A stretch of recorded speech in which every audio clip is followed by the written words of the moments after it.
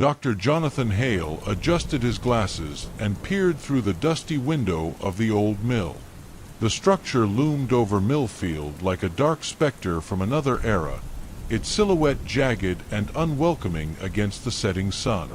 Jonathan turned to his team, a motley crew of paranormal enthusiasts and experts. "Welcome to our haunted holiday destination," Jonathan announced with a sardonic grin. "If anyone sees a ghost, try not to scream too loudly. The last thing we need is the dead complaining about noise pollution." Sarah Mercer chuckled as she unpacked her equipment. A tech specialist and empath, Sarah was the heart of the team, balancing Jonathan's dry humor with her own brand of sarcasm. "I'll try my best, boss, but no promises if a ghost tries to borrow my charger." Agent Thomas Blackwood, the government's eyes and ears on the project, surveyed the mill with a mix of curiosity and skepticism. His presence was a constant reminder of the official interest in their work.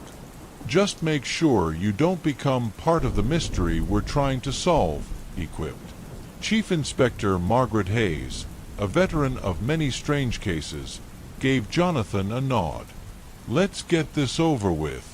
I'd rather be chasing criminals than shadows, but here we are." David Lang, the local historian, arrived with a stack of old documents and maps. "You'll find this place has a history darker than the town's collective imagination," he said, handing over a particularly aged map. "Fantastic," Jonathan replied. "Nothing like a cursed landmark to make a night interesting." As they set up their equipment, the old mill creaked ominously. EMF meters blinked to life, thermal cameras whirred, and EVP recorders were strategically placed around the building. Jonathan couldn't help but feel a shiver of anticipation. This place was teeming with stories, and it was their job to uncover them. "All right, team, let's split up and see what we can find," Jonathan instructed. "Sarah, you take the basement. Agent Blackwood, you're with me on the main floor. Hayes and Lang, check out the upper levels." Sarah descended into the basement, her flashlight cutting through the thick darkness. The air grew colder, and she could sense an almost tangible presence around her. "Hello, creepy crawlies," she whispered, setting up her EVP recorder. "Let's see if you have anything interesting to say." Back on the main floor, Jonathan and Blackwood moved cautiously. The building's interior was a labyrinth of decaying machinery and shadowy corners. "So, Dr. Hale, any theories?" Blackwood asked, his voice echoing slightly. "Well, the locals believe this place is haunted by a malevolent entity," Jonathan replied. "But I'm more interested in the why and how. History often leaves breadcrumbs for us to follow." In the upper levels, Hayes and Lang discovered old records and symbols that suggested occult practices. "This is no ordinary haunting," Lang said, tracing his finger over a particularly sinister symbol. "Tell me something I don't know," Hayes replied. "I've seen my fair share of weird, but this place takes the cake." As the night wore on, the team reconvened to share their findings. "There's definitely something here," Sarah reported. "I caught some weird whispers on the EVP, but nothing concrete yet." Lang laid out the old records he'd found. "These symbols are linked to dark rituals. The mill's original owner, Richard Fenwick, was accused of witchcraft. The townsfolk believed he summoned a demon to gain power." "Typical," Jonathan said. "Why can't these haunted places ever have a simple backstory, like a tragic love affair or a lost treasure?" Agent Blackwood frowned. "I found some recent documents indicating that the local police had covered up several disappearances around this mill. There's more to this than just ghost stories." Chief Inspector Hayes nodded. We need to be careful. This isn't just about the paranormal anymore. There's a very real danger involved. As they continued to explore, the mill seemed to come alive. Shadows moved of their own accord, and the temperature fluctuated wildly. Jonathan's EMF meter spiked, and a cold wind swept through the room. "Did anyone else feel that?" Sarah asked, her voice tense. "Yeah," Jonathan replied, "and I think it's trying to tell us something." Suddenly, a loud crash echoed from the basement. The team rushed down to find Sarah standing over a pile of old crates, her face pale. "I didn't touch anything," she insisted. "They just fell on their own." Jonathan inspected the crates and found an old, tattered diary. He opened it carefully, revealing pages filled with cryptic writings and dark rituals. "This might be the key to understanding what's happening here," he said, his voice a mix of excitement and apprehension. As the night wore on, the team delved deeper into the mill's mysteries, uncovering a story more sinister than they had imagined. The entity in the old mill was not just a ghost, but something far more dangerous, and they were about to find out just how deep the darkness went. "Let's keep moving," Jonathan said. "We have a long night ahead, and I don't want to be here when the real spooks come out to play." "Too late," Sarah muttered. "I think they're already here." As the first light of dawn began to creep through the cracked windows of the old mill, the team gathered around the tattered diary Jonathan had discovered. Its brittle pages revealed more than just a glimpse into the twisted mind of Richard Fenwick. They painted a picture of a man deeply entangled in dark rituals and sinister pacts. "I didn't sign up for a live reading of Diary of a Madman," Sarah said, rubbing her eyes. She had barely slept, the adrenaline from the night's events keeping her awake. "What's next? Summoning demons for dummies?" Jonathan smirked. "It's more like how to lose friends and invade people's souls." Fenwick was definitely not playing with a full deck. These rituals, they're designed to summon and bind spirits. He was trying to harness their power. "Typical," Blackwood said dryly. "Always the power-hungry types. Can't just be content with a good book and a cup of tea." Hayes studied the diary with a frown. "This explains the symbols we found upstairs. They're part of the ritual. But why would the local police cover this up? And why is the government interested?" Blackwood sighed. "Corruption runs deep, Inspector. Some officials might have thought it better to keep the supernatural under wraps rather than cause a public panic. Or maybe they were in on it." Lang chimed in, "It's possible Fenwick had some dirt on influential people, enough to buy their silence. I wouldn't be surprised if some descendants are still around, protecting their dark legacy." Jonathan leaned back, his mind racing. "All right, here's the plan. We need to understand the full extent of these rituals and how to counter them. Lang, keep digging into Fenwick's history. Sarah, see if you can get more EVP recordings. Hayes and Blackwood, we need more evidence of the cover-ups and any connections to the current officials." The team dispersed to their respective tasks. Jonathan stayed behind, flipping through the diary, his thoughts interrupted by the occasional creak of the old building. Sarah, setting up her equipment in a different part of the basement, couldn't shake the feeling of being watched. She muttered to herself, "If there's a ghost here, at least have the decency to show up for the recording." The EVP recorder crackled, and a faint whisper emerged. "Leave, now." Sarah's heart skipped a beat, but she forced a laugh. "Oh great, a ghost with attitude. Just what we needed." Upstairs, Lang found more documents hidden in a false wall. "Jonathan, you're gonna want to see this," he called out. Among the papers were letters between Fenwick and several prominent figures of his time, discussing their mutual interests in the occult. These letters tie Fenwick to a network of powerful individuals, Lang explained. If their descendants are still influential, it could explain the cover-up. Fantastic, Jonathan said. Now we're dealing with a secret society too. This keeps getting better and better. Blackwood and Hayes, meanwhile, managed to access some old police records.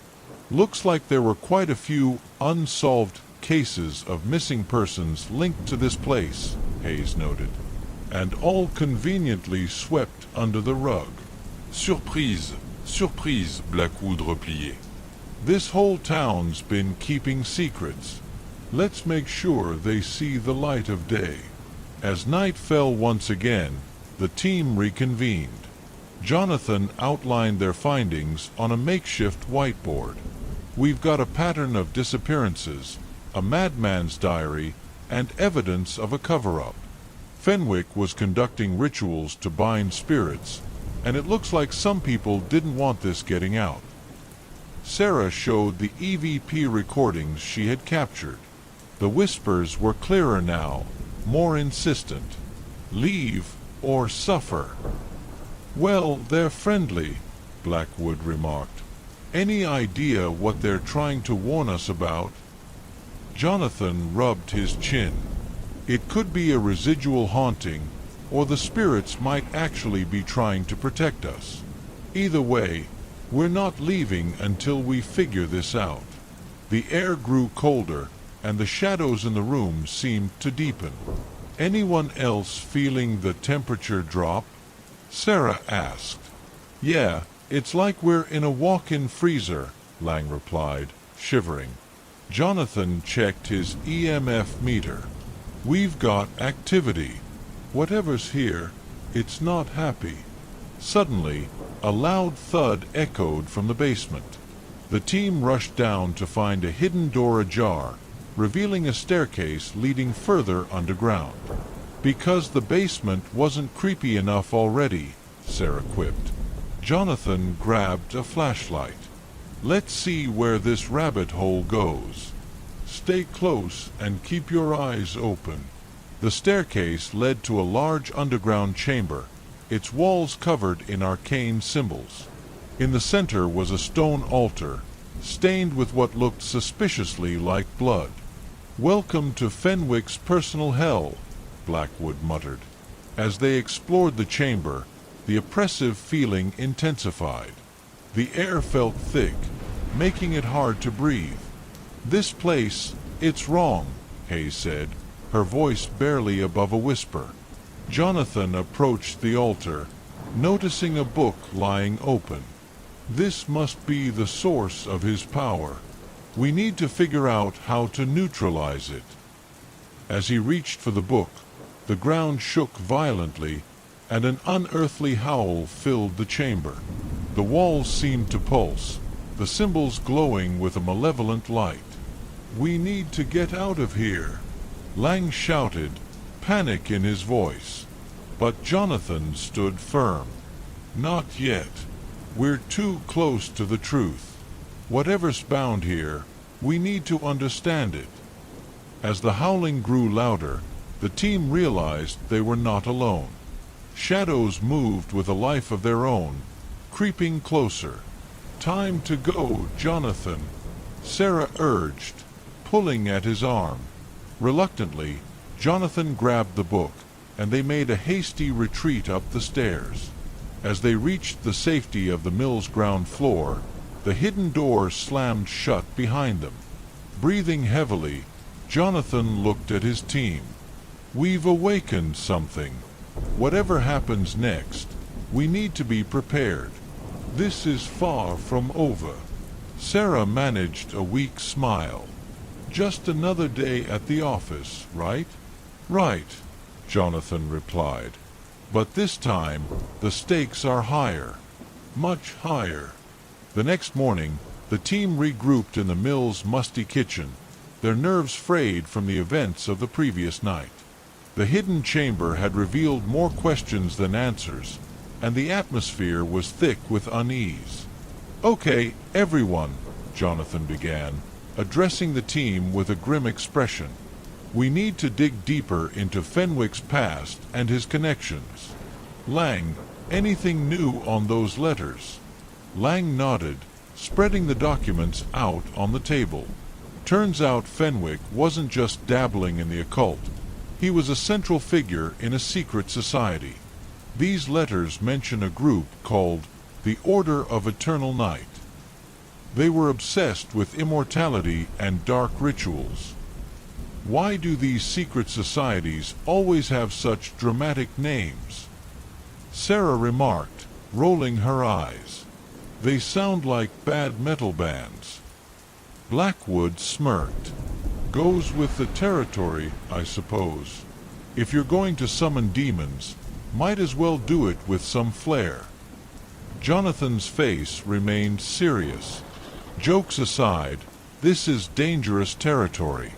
We're dealing with powerful entities and people who will do anything to keep their secrets hidden. Hayes, who had been quietly reviewing the old police files, chimed in. I found more unsolved cases of missing people. They all point back to this mill. And get this, some of the officers involved in these investigations had sudden, unexplained deaths.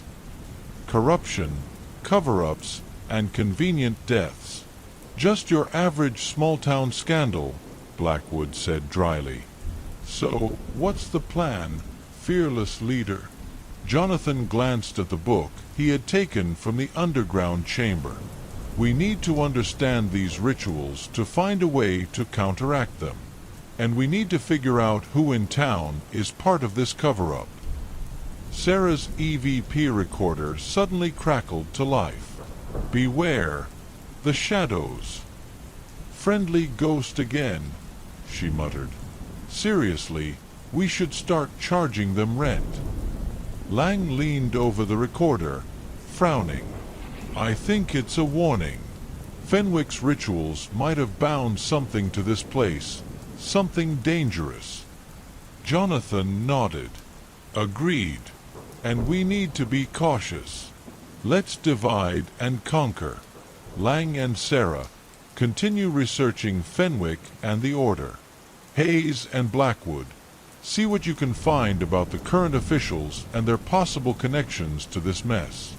I'll study the book and see if there's anything useful.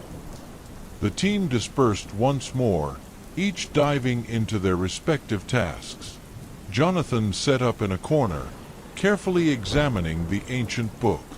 The pages were filled with dark incantations and detailed instructions for summoning and binding spirits. This isn't just a how-to guide, it's a manifesto, he murmured to himself. Fenwick was trying to achieve something monumental. Hours passed, and as evening approached, the team reconvened. Lang had uncovered more about the Order of Eternal Night, while Sarah had found additional EVP recordings warning them of imminent danger. Turns out, the Order wasn't just local, Lang explained. They had branches all over the country. Powerful people were involved, and some of them have descendants in high places today. So, we're up against a nationwide conspiracy, Blackwood said. Just keeps getting better. Hayes and Blackwood had unearthed troubling information about the town's current officials. The mayor and several council members have suspicious ties to businesses that trace back to Fenwick's associates, Hayes reported. And there's a lot of money changing hands. Jonathan sighed. We're stepping on some very dangerous toes here. We need to be prepared for retaliation. As night fell, the team set up their equipment around the mill, ready for another round of investigations. The air grew heavy with anticipation, and a sense of dread settled over them. Sarah's EVP recorder crackled to life again. They're coming. Wonderful, she muttered. We've got a ghost early warning system now. Suddenly, A loud crash echoed from the basement, followed by an unearthly growl. The team rushed down, only to find the hidden door wide open again. "This place has a mind of its own," Blackwood said, shining his flashlight down the dark staircase. Jonathan led the way, clutching the ancient book. "Stay close and be ready for anything." As they descended, the temperature dropped sharply. The underground chamber felt even more oppressive than before, the walls seemingly pulsating with dark energy. At the center of the room, the stone altar glowed faintly. "I think the rituals activated something," Jonathan said. "And it's getting stronger." Lang pointed to a series of symbols on the floor. "These are protection runes, but they're damaged. Maybe that's why the entity is loose." "We need to repair them," Jonathan decided. "Sarah, see if you can capture any more EVP. Maybe the spirits can guide us." Sarah set up her recorder, and within moments, the whispers began. "Restore the light." "Easier said than done," she muttered. "How do we restore light in a place this dark?" Jonathan scanned the book. "There's a ritual here for cleansing and protection, but it requires a specific artifact, a talisman that Fenwick supposedly kept hidden in the mill." "Of course he did," Blackwood said. "Why make anything easy?" Hayes looked around the chamber. "If it's here, we need to find it. Fast." The team spread out, searching every nook and cranny. Time seemed to stretch, the oppressive atmosphere weighing down on them. Finally, Lang called out, "I think I found it." In a hidden alcove, he held up a small, intricately carved talisman. "This matches the description in the book." Jonathan took the talisman, feeling a strange warmth emanate from it. "All right, let's do this. Everyone, form a circle around the altar." They positioned themselves, Jonathan at the center with the talisman. As he began the cleansing ritual, the chamber shook and the shadows writhed violently. "Hold on!" Jonathan shouted over the cacophony. The runes on the floor began to glow, their light growing stronger. The oppressive energy seemed to wane, replaced by a sense of calm. Suddenly, the shadows converged on the altar, and an ear-piercing scream filled the chamber. The runes flared brightly, and then silence. The team stood, breathless and shaken. "Did it work?" Sarah asked, her voice trembling. Jonathan examined the altar. "I think so. The entity is bound again, but we've only bought ourselves time. We need to finish this, and soon." As they made their way back upstairs, the sense of dread lifted slightly. But Jonathan knew their fight was far from over. The secrets of the mill and the Order of Eternal Night still loomed large, and they were racing against time to uncover the truth. And as they stepped out into the night, a distant howl reminded them that the darkness was never far behind. The air was thick with tension as the team assembled in the mill's kitchen the following morning. The previous night's events had left them shaken but determined. They had managed to bind the entity temporarily, but they knew the darkness was far from vanquished. "All right, let's review what we have," Jonathan said, his voice steady despite the weariness in his eyes. "The talisman bought us some time, but we need a permanent solution." Lang spread out the documents he had found on the table. "Fenwick's connection to the Order of Eternal Night is deeper than we thought. They weren't just after immortality. They believed in merging the spirit world with ours. They thought it would give them ultimate power." Blackwood scoffed. "Typical power-hungry maniacs. Why can't they ever just enjoy a good book or a quiet walk in the park?" Sarah, who had been scanning the latest EVP recordings, looked up. The spirits are getting more agitated. They're trying to warn us about something, but it's hard to make out. They keep mentioning the heart. The heart, Jonathan repeated, frowning. That could mean anything. Hayes, who had been silent, suddenly spoke up. What if it's literal? What if there's something or someone central to all this, a heart of the operation? The room fell silent as everyone considered this. It was Lang who broke the silence. There were rumors about a secret chamber in the mill where Fenwick conducted his most dangerous rituals. If we're looking for a heart, that might be it. Great, Blackwood said dryly. More secret chambers. This place is like a demented maze. Jonathan nodded. It's our best lead. We need to find that chamber and see what Fenwick was hiding. The team split up to search the mill once more, this time looking for hidden passages or clues that might lead them to the elusive chamber. Hours passed, and frustration began to set in. Anything, Jonathan called out, his voice echoing through the mill. Nothing but dust and spiders, Blackwood replied. This place is one big horror cliché. Just as hope was beginning to wane, Sarah's voice rang out from the basement. I think I found something. The team hurried down to where Sarah was standing by the wall, her flashlight illuminating faint markings on the stone. These symbols match the ones in Fenwick's book, she explained. There must be a mechanism here. Lang examined the symbols closely. It looks like a sequence. If we press them in the right order. Jonathan nodded. Do it. Lang took a deep breath and began pressing the symbols in the order they appeared in the book. For a moment, nothing happened.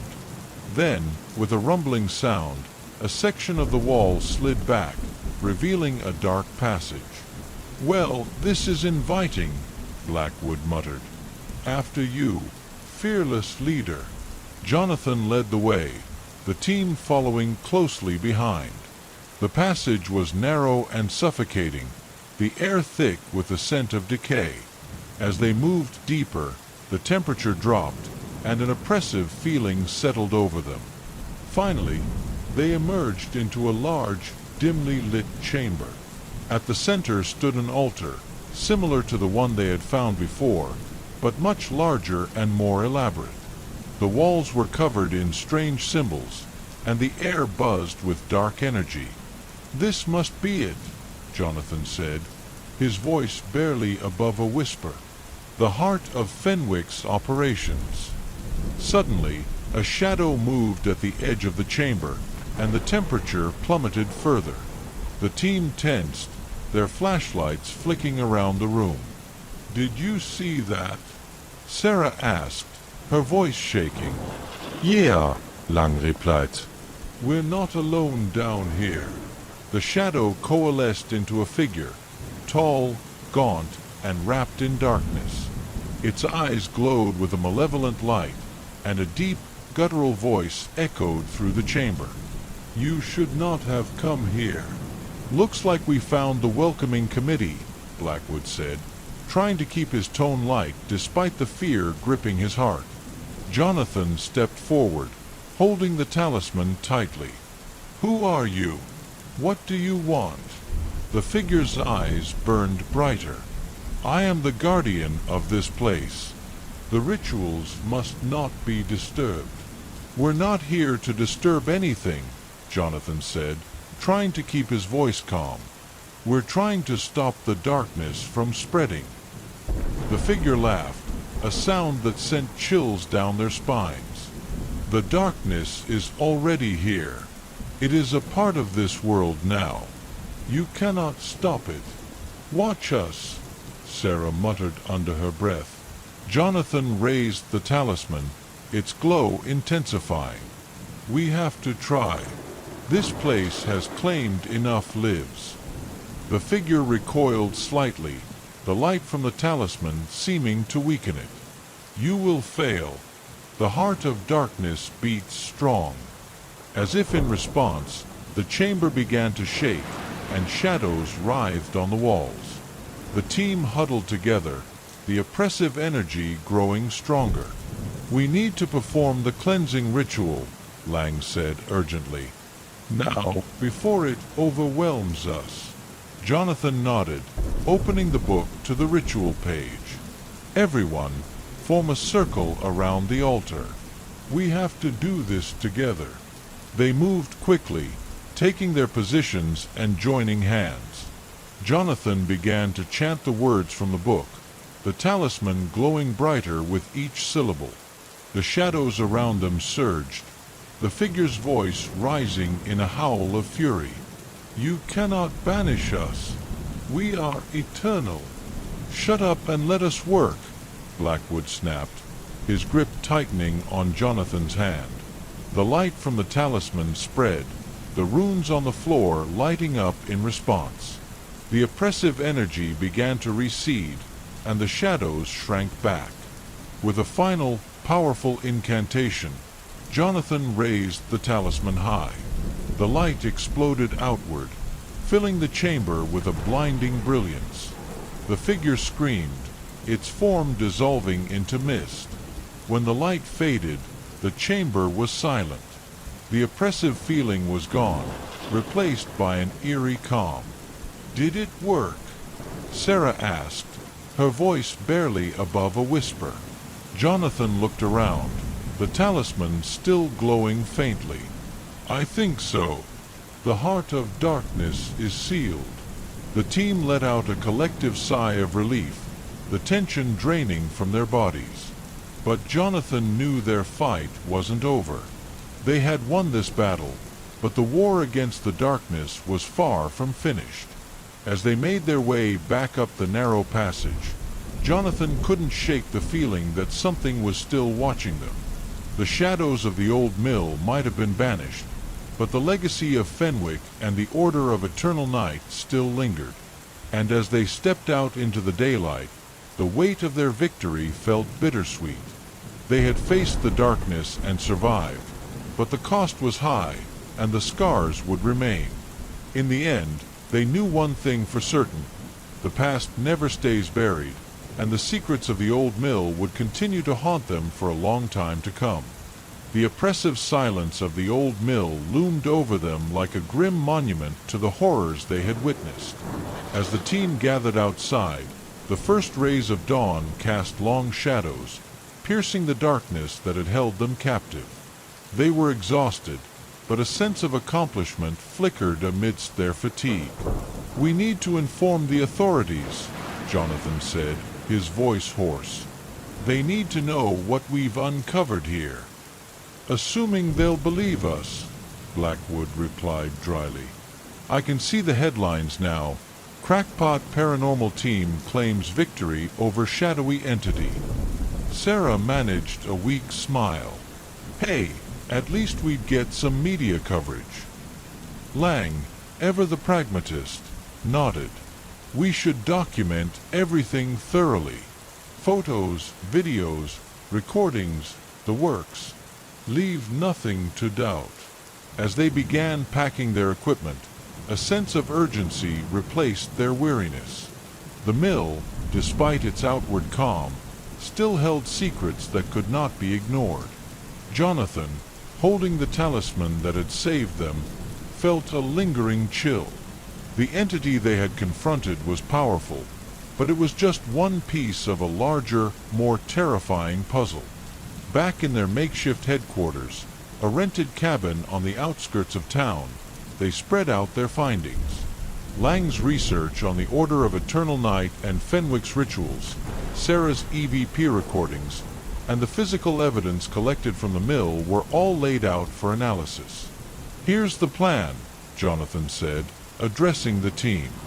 We need to cross-reference everything we've got with known records of paranormal activity in the region. There might be more sites connected to the Order. Lovely, Blackwood muttered. More haunted locations. Just what I needed. Sarah, reviewing the EVP recordings, suddenly froze. Guys, listen to this. She played a segment from the basement, just before they found the secret chamber. The garbled whispers grew clearer as she filtered out the noise. The heart must be destroyed. The shadows will return. Great, Blackwood said, leaning back in his chair. Cryptic ghost warnings. Just when I thought this couldn't get any better. Jonathan's expression darkened. If the heart is the key, we need to make sure it's truly destroyed. Otherwise, everything we've done is for nothing. Lang nodded. There could be other rituals we missed. The mill might not be the only site. As they delved deeper into the records, a pattern emerged. Similar symbols and rituals were reported at other locations tied to the order, suggesting a network of sites used for their dark practices. Each one potentially harbored its own entity or dark presence. We need to check these places out, Jonathan said. If there are more hearts, we have to destroy them all. Road trip from hell, Blackwood quipped. Count me in. Their first target was an abandoned church on the outskirts of Gladewater, rumored to be another stronghold of the Order. Armed with their equipment and fortified by the knowledge they had gained, they ventured forth. The church, like the mill, exuded a palpable sense of dread. Vines and moss clung to its crumbling walls, and the windows were dark, broken eyes peering into the soul of anyone who dared approach. Inside, the air was thick with decay and the faint, unsettling echoes of past rituals. As they explored the darkened halls, Sarah's flashlight flickered, casting long, eerie shadows. "It feels like the mill all over again," she whispered. They found the altar in the basement, much like the one in the mill, but this one was more ornate, covered in symbols that Lang identified as ancient invocations. "Get ready," Jonathan said, placing the talisman on the altar. "We don't know what we're dealing with here." As he began the cleansing ritual, the shadows around them seemed to come alive. The air grew colder, and a deep, guttural growl echoed through the chamber. The entity, more powerful than the one in the mill, materialized, a mass of darkness with burning eyes. "This one's not going down easy," Blackwood muttered, gripping his flashlight like a weapon. The entity lunged, its form shifting and writhing. Jonathan's voice rose, the words of the ritual resonating with power. The talisman glowed, casting a harsh light that made the shadows recoil. "Hold the line," Jonathan shouted as the entity lashed out, its form flickering under the talisman's light. Sarah and Lang flanked him, their combined energy feeding into the ritual. The entity shrieked, its form collapsing under the assault of light and incantation. With a final, agonized scream, it disintegrated, leaving behind an echoing silence. As the light faded, the team stood in the aftermath, breathing heavily but victorious. The altar cracked, its power shattered. "One down," Jonathan said, wiping sweat from his brow. "More to go." Over the next few weeks, they traveled from site to site, confronting and banishing entities at each location. Each victory came at a cost, pushing them to their limits, but they grew stronger, more unified. Finally, they returned to Gladewater, their mission nearly complete. The town, once a beacon of darkness, now felt lighter, as if a weight had been lifted. In their final meeting, Jonathan looked at his team with pride. "We've done something incredible here. We've faced darkness and prevailed. Yeah, but next time, can we hunt something a bit less homicidal?" Blackwood asked, his tone light but his eyes serious. Sarah laughed. "No promises." As they disbanded, each returning to their lives but forever changed, Jonathan felt a sense of closure. The shadows of the past had been confronted, the darkness pushed back. But he knew the fight was never truly over. In the quiet of his own thoughts, he vowed to remain vigilant. For in the world of the supernatural, peace is always fleeting, and the shadows are never far behind.